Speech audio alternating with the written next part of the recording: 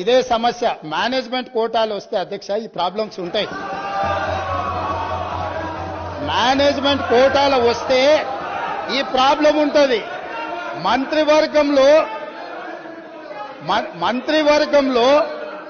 పాలసీలను ఆమోదించుకొని చట్టాలు చేసేది చట్టసభలో చేస్తారు.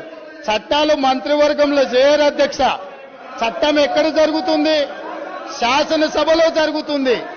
కాబట్టి మంత్రివర్గంలో తీసుకున్న విధానపరమైన నిర్ణయాలను చట్టబద్ధత కల్పించి చట్టం చేసేదే ఈ శాసనసభ.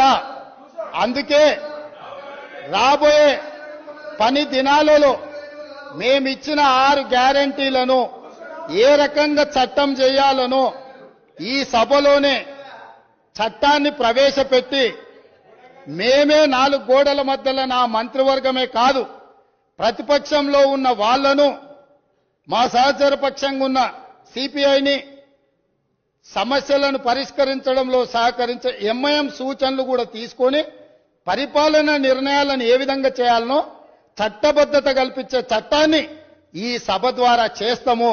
ఇందులో ఉన్న తేడాను మేనేజ్మెంట్ కోటాలో వచ్చిన వాళ్ళు గమనించాల్సిందిగా నేను కోరుకుంటున్నాను అధ్యక్ష.